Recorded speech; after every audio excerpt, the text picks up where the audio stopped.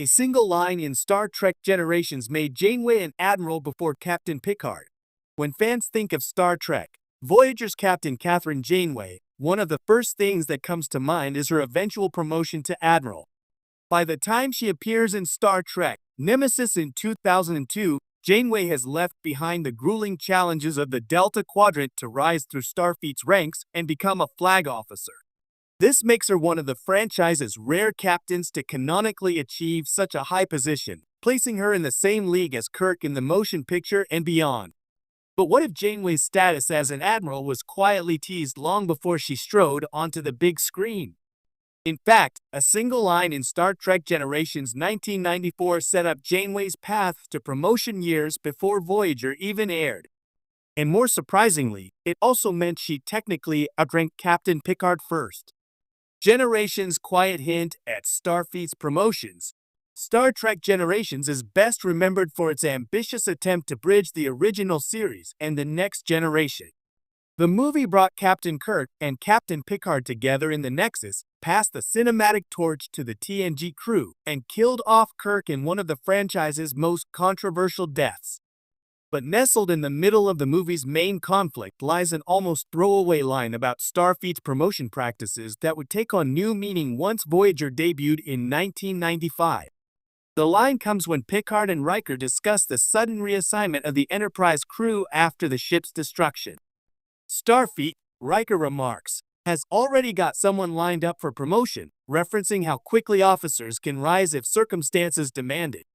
This single acknowledgement of Starfleet's fluid, sometimes politically driven advancement process planted the seeds for Janeway's meteoric rise. Why does this matter? Because it reframes Janeway's eventual promotion as admiral as something that was always lurking in the background of Trek storytelling, suggested in Generations before her character even appeared. Janeway's fast-tracked career path. Janeway's canonical timeline is notoriously compressed compared to Picard's steady rise. Picard served as captain of the Enterprise D for nearly a decade, and even into the events of Star Trek Insurrection 1998 he was still commanding at the same rank. Janeway, by contrast, made her first appearance as captain in Voyager's pilot in 1995 and by the end of the series in 2001 was already poised for bigger things. When she appears in Nemesis a year later, she is an admiral giving Picard his orders. This progression is startling when you remember how long it took other captains to make that jump. Kirk's transition from captain to admiral in the motion picture was a rare case, and even then, the film framed it as an unusual career detour, not a traditional promotion. Sisko never reached admiral before Deep Space Nine ended, nor did Archer on screen, though his promotion is confirmed later in ancillary lore. Janeway's jump, however, was quick, decisive, and clearly intentional.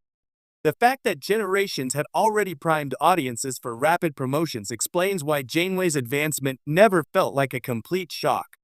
The seeds were already planted. Picard, the captain forever. To understand why Janeway's rise eclipsed Picard's in terms of timing, it's worth examining Picard's relationship with his own rank. For all of his influence, experience, and victories, Picard stayed a captain for decades. Even after saving the Federation from the Borg, exposing the Romulan conspiracies, and negotiating peace with countless civilizations, Starfleet never elevated him to admiral during the TNG movie era. This wasn't because Picard lacked the ability or reputation. On the contrary, he was one of Starfleet's most accomplished officers. The real reason was philosophical. Picard himself resisted promotion in earlier episodes of The Next Generation, Coming of Age, Conspiracy, Tapestry. He saw himself as a man of the ship, someone whose destiny was tied to the bridge of the Enterprise rather than an office in San Francisco. Admirals in Trek often symbolize bureaucracy, politics, and distance from exploration, the very things Picard sought to avoid. So while Generations acknowledged that promotions could happen quickly, Picard represented the counterexample, the captain who would remain a captain, no matter how much he accomplished. Janeway is Starfleet's political admiral. Janeway's story, however, was different. Her experience in the Delta Quadrant made her not just a survivor, but a political asset. Upon returning home after 7 years, Janeway had forged alliances with species once considered enemies, introduced Starfleet to revolutionary technologies, and commanded loyalty from a crew forged in isolation. To Starfleet Command, Janeway wasn't just another captain, she was the face of resilience and leadership under impossible circumstances. Promoting her to admiral wasn't simply a recognition of her accomplishments, it was a way for the Federation to capitalize on her public image. That's exactly the kind of political maneuver that Generations foreshadowed with its line about fast promotions. Starfleet rewards officers who embody the values it wants to project, even if the move is more symbolic than practical. By the time of Nemesis, Janeway's promotion made perfect sense under this framework. The irony: Janeway outranks Picard first. Here's where the real twist comes in. Because Generations laid the groundwork for Janeway's fast rise, it also means she achieved the Admiralty before Picard ever did.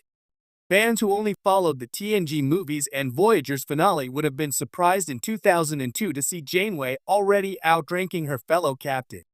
After all, Picard was the cinematic face of Star Trek for nearly 2 decades by then. And yet, there he was in Nemesis, receiving orders from Admiral Janeway. It's a fascinating inversion of expectations. Picard, who represented the pinnacle of Starfleet's values throughout the 1990s, was kept at captain, while Janeway, whose show premiered years after his, leapt ahead in the hierarchy. What's even more ironic is that Picard's eventual admiralty didn't come until Star Trek. Picard premiered in 2020, decades later in real-world time. By then, Janeway had long since established her admiral status in both canon and fan perception.